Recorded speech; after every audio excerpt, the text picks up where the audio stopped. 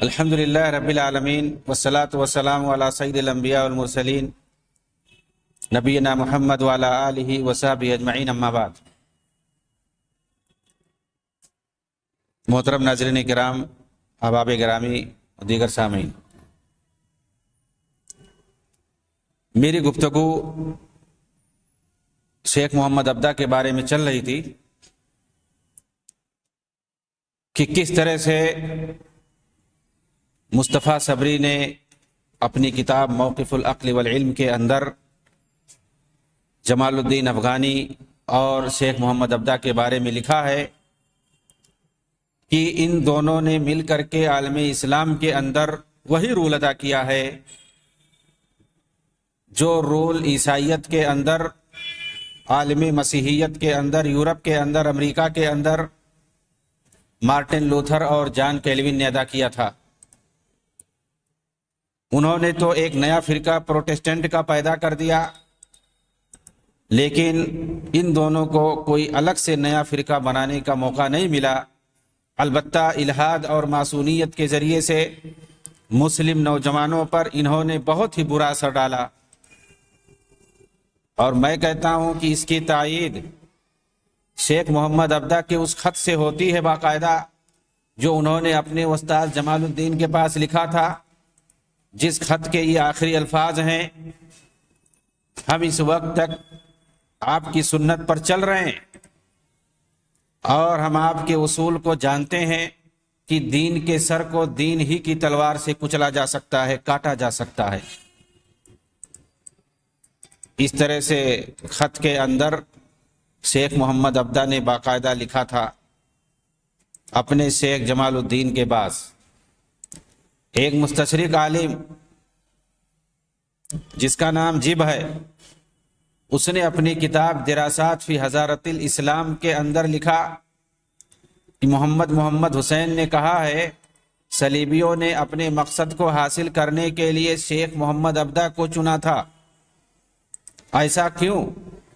اس لیے کہ شیخ کی نشو و نما اور فکری پرورش ہی متشدد اعتزالی اور عقل پرستی پر ہوئی تھی، جو کسی بھی دین و شریعت کو اس وقت تک نہیں مان سکتے تھے جب تک کہ وہ عقل کے مطابق نہ ہو جائے۔ موصوف کا یہ فکری منہج فرشتوں، جنوں، ابابیل پرندوں اور خلق آدم کی تفسیر سے واضح ہو جاتا ہے۔ موصوف نے انہی افکار کی بنیاد پر انگریز وائسرائے لارڈ کرومر نے کہا تھا، لارڈ کرومر نے ان کے بارے میں کہا تھا کہ مجھے شبہ ہے کہ میرے دوست محمد ابدا فی الواقع لادری مذہب کے ہوں گے۔ یعنی اس کو شبہ تھا کہ لادری مذہب کیا ہوتا ہے؟ جو مشکوک ہوتا ہے، اس کا کسی دین میں یقین نہیں ہوتا ہے، تو کہہ رہا ہے کہ مجھے شبہ ہے کہ لادری مذہب کے ہوں گے۔ لادری مذہب کے نہیں تھے یہ اس کے مطابق، بلکہ کسی دین کو یہ نہیں مانتے تھے، ہر دین کو شک کی نگاہ سے دیکھتے تھے۔ بلا شبہ جمال الدین افغانی اور محمد ابدا مصر کے اندر اپنے مشن میں کامیاب رہے، کافی حد تک کامیاب رہے، جیسا کہ مصطفیٰ صبری نے اپنی کتاب موقف العقل والنقل کے اندر نقل کیا ہے، اور یہ بات کہی ہے کہ مصر کے اندر جس اصلاحی ترقی کی نسبت شیخ محمد ابدا کی طرف کی جاتی ہے، اس کا خلاصہ یہی ہے کہ انہوں نے جامع ازہر کی بنیاد کو جھنجھوڑ کر رکھ دیا، اس کی دینداری کو مشکوک بنا دیا، اعتدال اور ترقی کے نام پر بہت سارے ازہریوں کو لادینیت کی راہ پر لا کھڑا کیا، جبکہ الہادیوں کے اندر یہ کوئی سدھار نہ لا سکے۔ انہوں نے ہی ازہر کے اندر اپنے شیخ جمال الدین کے واسطے ماسونیت کو داخل کیا، اور یہی وہ بندہ ابدا ہے جس نے قاسم امین جیسے الہاد پسند کو مصر کے اندر بے پردگی کی ترویج اور اس کی نشر و اشاعت پر ابھارا، اور اس کے لیے پوری یہ کتاب لکھ کر کے دے دی کہ اپنے نام پہ چھاپ دے۔ جامع ازہر کے اندر الہاد و کفریہ افکار کے لانے کا سبب یہی بندہ تھا، اس میں کوئی شبہ نہیں ہے، اور جس کے آثار آج تک پائے جاتے ہیں۔ یہ مصطفیٰ صبری نے اپنی کتاب کے اندر بات لکھی ہے۔ ایک دوسرے مصنف فہد رومی نے اپنی کتاب منہج المدرسہ العقلیہ الحدیثہ کی صفحہ 165 پر لکھا کہ شیخ محمد عبدہ وحدت ادیان کے فلسفہ کے قائل تھے۔ وحدت ادیان کا مطلب کیا ہوتا ہے؟ صوفیوں کے یہاں یہ ایک مذہب پایا جاتا ہے جو کہ اگر آپ کہیں حقیقت میں تو یہ ایک ہندوانہ عقیدہ ہے، برہمنی عقیدہ ہے کہ تمام دین ایک ہیں، ایک ہی قبیلے کے سب لوگ ہیں، کسی بھی دین پر آدمی چلے اس کو ایک ہی جگہ پہنچنا ہے، راستے الگ الگ، سارے ادیان کو الگ الگ راستہ مانا جاتا ہے اور کہا جاتا ہے کسی بھی دین پہ رہو گے سب کو ایک ہی جگہ جانا ہے۔ یہ وحدت ادیان کے قائلین کہتے ہیں، جبکہ اللہ کے نزدیک صرف اور صرف ایک دین ہے اور اس کا نام ہے اسلام، اور وہی مقبول ہے اللہ کے نزدیک۔ ان الدین عند اللہ الاسلام، اللہ کے نزدیک صرف ایک دین ہے، اس کا نام اسلام ہے، اور یہی آسمانی دین ہے، یہی ربانی الہی دین ہے۔ چنانچہ جو لوگ یہ کہتے ہیں کہ آسمانی بہت سارے دین ہیں وہ غلط ہے۔ آسمانی دین صرف ایک ہی ہے، اس کا نام اسلام ہے۔ یہودیت کوئی آسمانی دین نہیں ہے، نصرانیت کوئی آسمانی دین نہیں ہے، اس کے علاوہ جو بھی ادیان پائے جاتے ہیں کوئی آسمانی دین نہیں ہے۔ آسمانی دین صرف ایک ہے، اسلام ہے۔ آدم علیہ السلام سے لے کر کے آج تک یہی دین پایا جاتا ہے، اس دین کا نام اسلام ہے۔ اگر اسلام کے علاوہ کوئی دوسرا دین بناتا ہے گڑھ کے اپنے یہاں تو اس کو آسمانی دین نہیں کہا جائے گا۔ ما کان ابراہیم یہودیا ولا نصرانیا، ابراہیم علیہ السلام یہودی نہیں تھے، عیسائی نہیں تھے، وہ تو مسلمان تھے۔ تو اسلام یہ آسمانی دین ہے، تو یہ غلطی پائی جاتی ہے عام طور سے، لوگ لکھ دیتے ہیں آسمانی دین، آسمانی ادیان، سماوی، الادیان السماویہ۔ الادیان السماویہ کہنا غلط ہے، کہ مطلب یہ ہوا کہ اسلام کے علاوہ بھی دینی آسمانی دین ہیں، یہ غلط ہے۔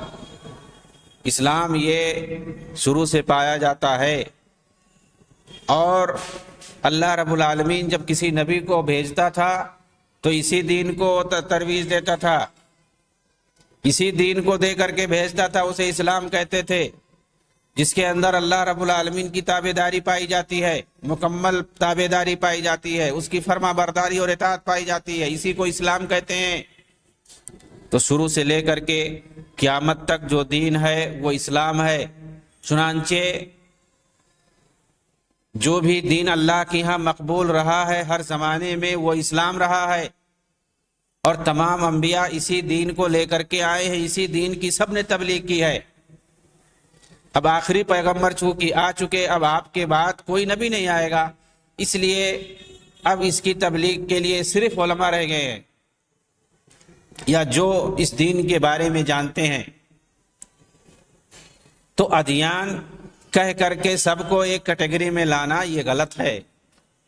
آسمانی دین صرف ایک ہے جس کو ہم اسلام کہتے ہیں، اس کے علاوہ باقی جو ادیان ہیں ان ادیان کو لوگوں نے اپنی طرف سے گڑھا ہے، کوئی آسمانی دین نہیں ہے۔ اللہ تعالیٰ نے صرف ایک دین پسند کیا ہے، ایک دین بھیجا ہے، اسی کی تبلیغ اور دعوت کے لیے اللہ تعالیٰ نے حضرت آدم سے لے کر کے نبی مکرم صلی اللہ علیہ وسلم تک اسی دین کی تبلیغ کے لیے بھیجا ہے، اسی دین کو پہنچانے کے لیے جس کا نام مذہب اسلام ہے، دین اسلام ہے۔ اس کے علاوہ اور کسی دین کو نہیں قابل قبول بتایا ہے۔ چنانچہ یہ کہنا، وحدت ادیان کا عقیدہ رکھنا کہ کسی بھی دین پر عمل کرو، الگ الگ طریقے ہیں، ایک ہی جگہ سب کو پہنچنا ہے، یہ غلط ہے۔ وَأَنَّ هَذَا صِرَاطِي مُسْتَقِيمًا فَاتَّبِعُوهُ وَلَا تَتَّبِعُوا السُّبُلَ فَتَفَرَّقَ بِكُمْ عَنْ سَبِيلِهِ، یہ سیدھا راستہ ہے، اسی کی پیروی کرو، دوسرے راستوں پہ مت جاؤ۔ یہ کیوں قرآن کے اندر کہا گیا ہے؟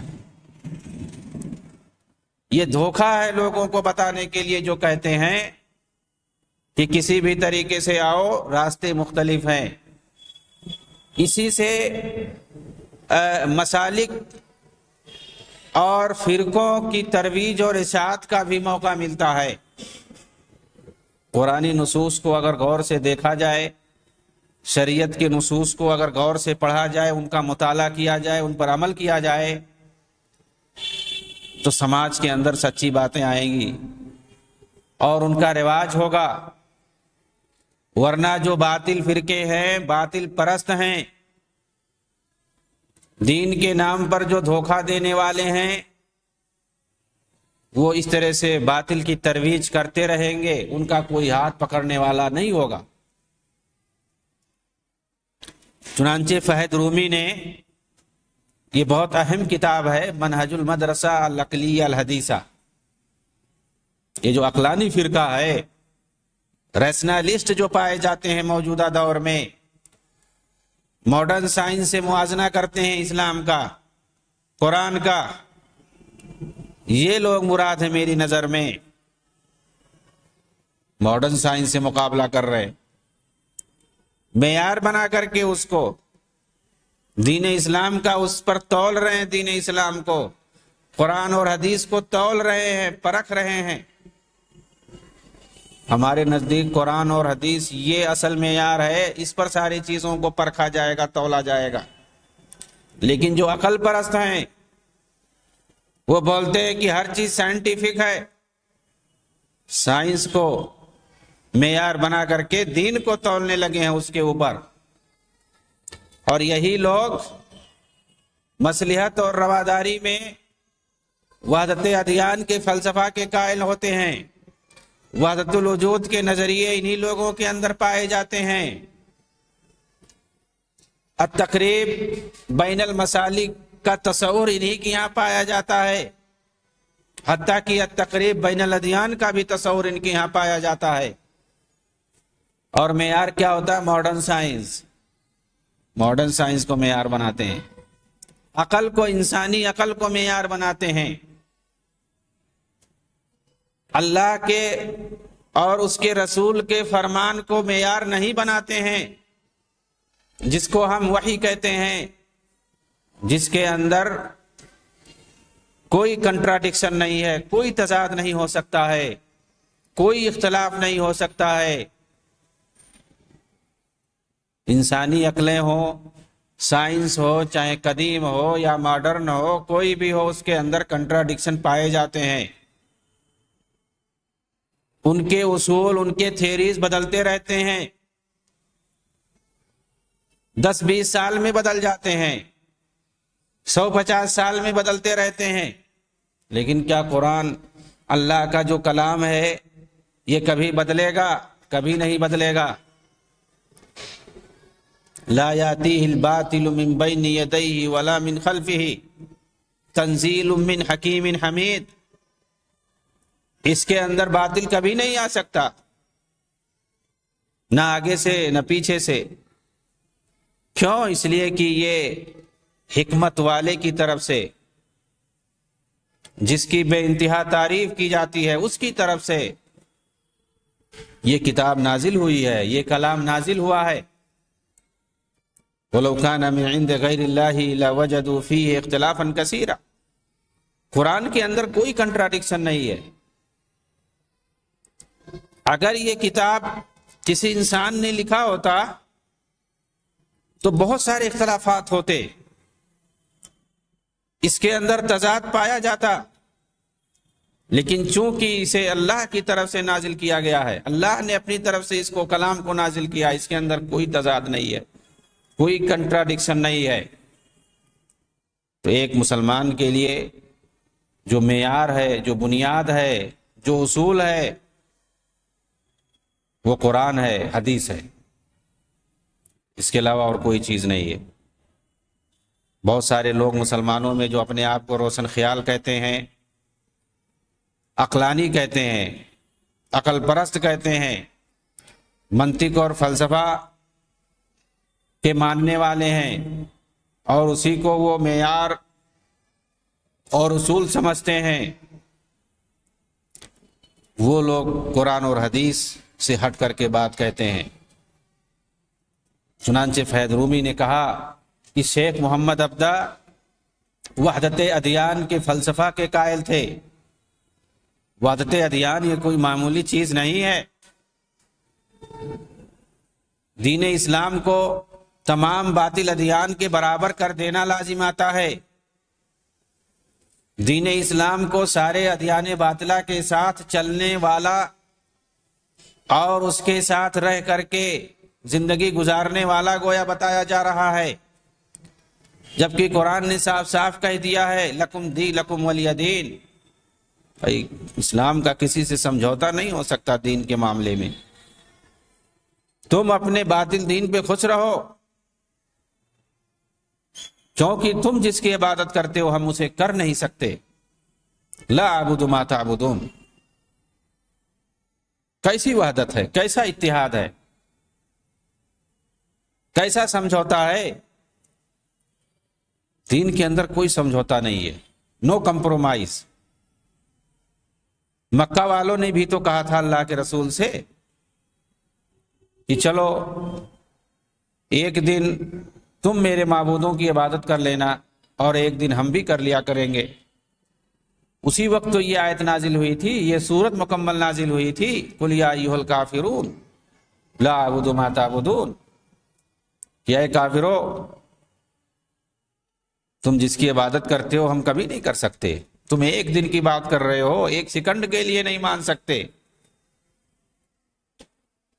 وحدت ادیان کی بات مکہ میں اللہ کے رسول سے کہی گئی تھی، کیا اس فلسفے کو اللہ کے رسول نے مانا تھا؟ یہ کافروں کا فلسفہ ہے، کافروں کا اصول ہے وحدت ادیان کا اصول۔ جو باطل پرست ہوتے ہیں وہ اس طرح کی بات کہہ سکتے ہیں، کیونکہ انہیں یقین نہیں ہوتا ہے اپنے باطل مذہب پر، اپنے باطل دین اور دھرم پہ۔ وہ کسی سے بھی سمجھوتا کر سکتے ہیں،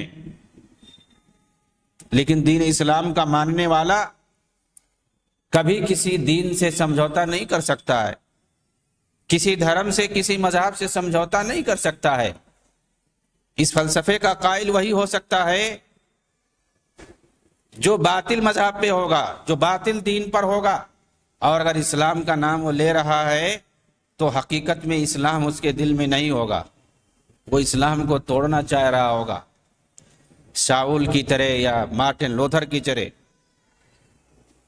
یا کیلوین کی طرح، وہی ایسا کر سکتا ہے۔ شیخ یوسف نبہانی نے محمد عبدہ پر ایک نظم لکھی ہے جس میں انہوں نے شیخ محمد عبدہ کو فاسق کہا ہے، فاسق و فاجر کہا ہے، اور ان پر یہ الزام عائد کیا ہے کہ وہ ترک صلاۃ پر عمل کرتے تھے، چھوڑ دیا کرتے تھے صلاۃ بعض اوقات، اور انہوں نے باوجود استطاعت کے کبھی حج نہیں کیا۔ ان کے پاس طاقت تھی، استطاعت تھی، لیکن کبھی نہیں حج کرنے آئے۔ یورپ کا دورہ کرتے رہتے تھے،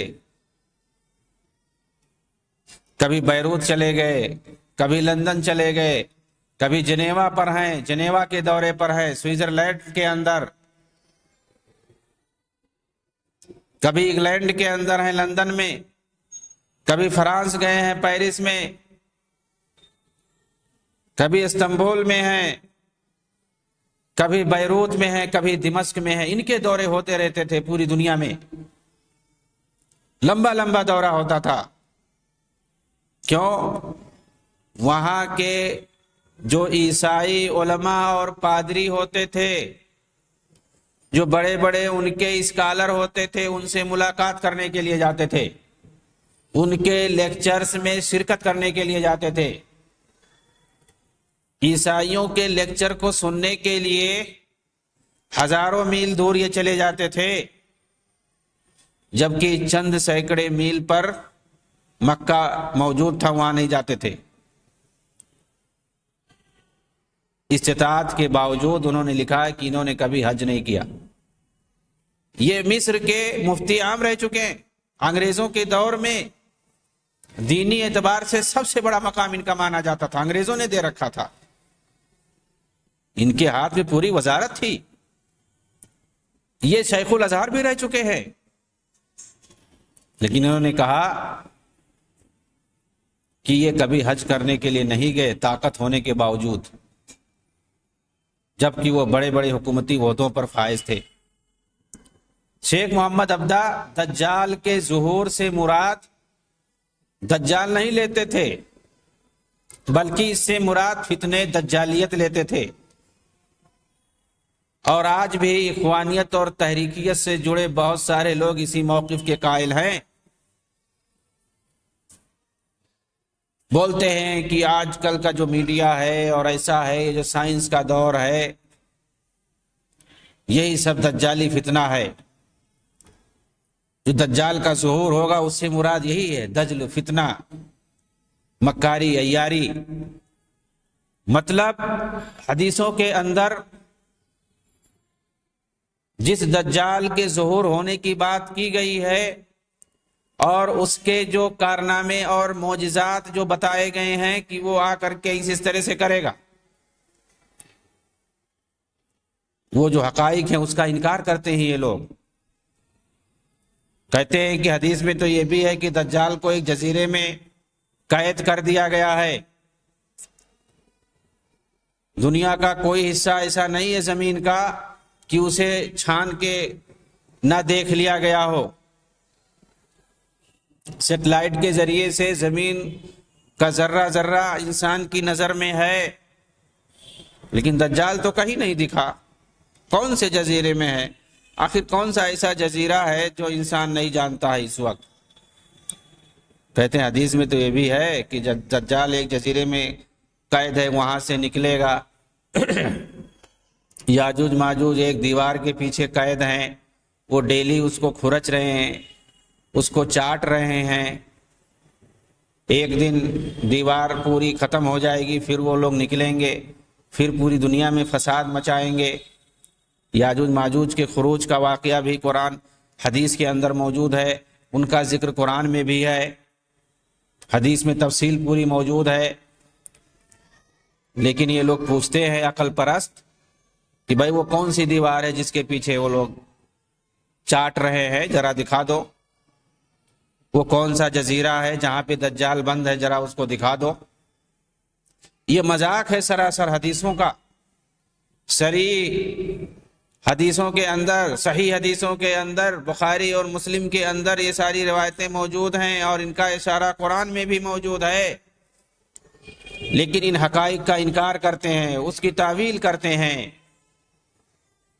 ظہور دجال سے مراد فتنے دجالیت لیتے ہیں، اور موجودہ دور حاضر میں جو سارے فتنے ہیں کہہ رہے ہیں یہی دجالیت ہے، دجال آ چکا۔ یہ ساری چیزیں محمد عبدہ نہیں، مودودی کی کتابوں میں بھی آپ پا جائیں گے۔ پڑھیے ان کے تبصرے کیسے ہیں دجال کے تعلق سے، یاجوج ماجوج کے تعلق سے،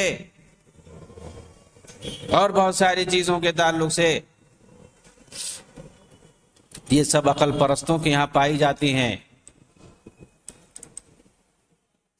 ماڈرن سائنس، مغربی تہذیب سے مرعوب جو ہوتے ہیں ایسے ہی باتیں کہتے ہیں۔ شیخ محمد عبدہ،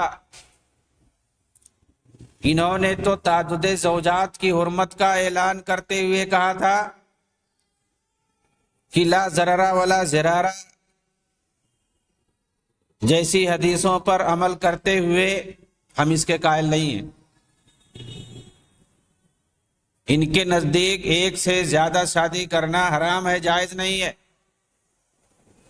اور کچھ تو یہ کہتے ہیں کہ صرف یہ موقت تھا، نبی کے دور میں ایسا تھا بس۔ قرآن میں صاف صاف جس کی اجازت دی گئی ہے اس کی بھی یہ تعویل کرتے ہیں۔ اسی طرح شیخ محمد عبدہ نے کفار کے ساتھ مل کر کام کرنے، ان کے ساتھ معاملات رکھنے، ان کی مشابہت اختیار کرنے، کھانے پینے اور لباس میں خاص طور سے، سود کو جائز کرنے، عورتوں کو آزادی کے نام پر بے پردہ کرنے اور تعدد زوجات کو حرام کہنے جیسے موجودہ مطالبات سب شیخ ہی کی مرہون منت اور ان کی دعوت کے نتائج بد ہیں۔ انہوں نے ان ساری چیزوں کو رائج کیا ہے مسلم سماج کے اندر۔ اب سوال یہ ہے کہ شیخ محمد عبدہ کی دعوت اور ان کے نتائج سے کس کو فائدہ ہوا؟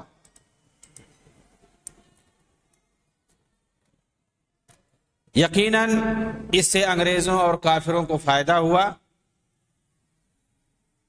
مسلمانوں کو نقصان ہوا۔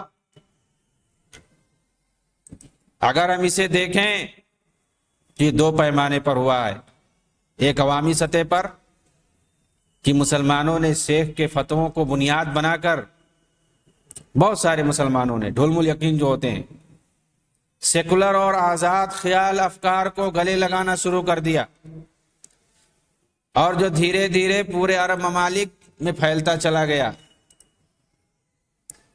محمد موئلہی نے اپنے ایک ڈرامے میں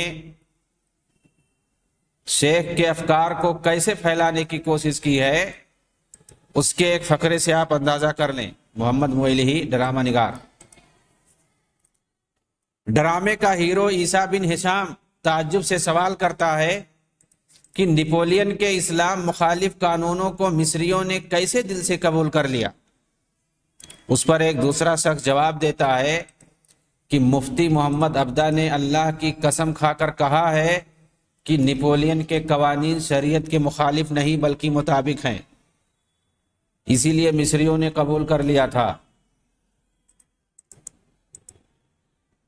دوسرا عالمی پیمانے پر کہ انگریز شیخ محمد عبدہ کو ملحد یورپ اور اسلامی دنیا کے اندر حلقہ وصل سمجھتے تھے، اور صہیونیت زدہ صلیبی عالم اسلام کے اندر الہاد اور لبرلزم کو پھیلانے کے لیے ایک پل بنا کر رکھا ہوا تھا، اور عرب ممالک میں تعلیمی شعبوں نے سماجی زندگی سے جتنا ممکن ہو سکے دین کو دور رکھا جا سکے، اور شرعی محاکم اور ان کی طرف رجوع کرنے کے بجائے جمہوری عدالتوں پر بھروسہ دلایا جائے، اور ساتھ ہی سماج میں مغربی افکار کو زیادہ سے زیادہ پھیلایا جائے، اور یہ سب کام اصلاح و تجدید کے نام پر انجام دیا جائے۔ اس کے لیے آخر جمال الدین افغانی اور شیخ عبدہ سے بہتر کون ہو سکتا ہے؟ چنانچہ انگریزوں نے اچھا ان کو استعمال کیا۔ شیخ محمد عبدہ کے دور میں ایک طرف سائنس اور اس کے نئے نئے انکشافات اور عقلوں کو حیران کرنے والی نئی نئی چیزوں کی وجہ سے مسلمان حیرت زدہ تھے، اور دوسری طرف مسلمانوں کے اندر عقلی جمود پایا جاتا تھا اجتہاد کے راستے کو بند کرنے کی وجہ سے۔ اس لیے شیخ بھی یورپ کے سامنے مبہوت تھے اور آسانی سے لوگوں کو قائل کر لیتے تھے۔ خلاصہ یہ کہ شیخ محمد عبدہ کی سوانح جو بھی پڑھے گا اسے معلوم ہوگا کہ شیخ کی زندگی کا مقصد یہی تھا کہ اہل یورپ کے سامنے اسلام کی شکل کو بہتر کر کے اور سائنس کے مطابق اسے پیش کیا جائے، بالکل اسی طرح جس طرح سر سید احمد خان نے کیا تھا، تاکہ امت مسلمہ بھی یورپ کی طرح سے مادی ترقی کرے، اور یہی توجیہ شیخ کے مرید بھی کرتے ہیں۔ وآخر دعوانا ان الحمد للہ رب العالمین، والسلام علیکم ورحمۃ اللہ وبرکاتہ۔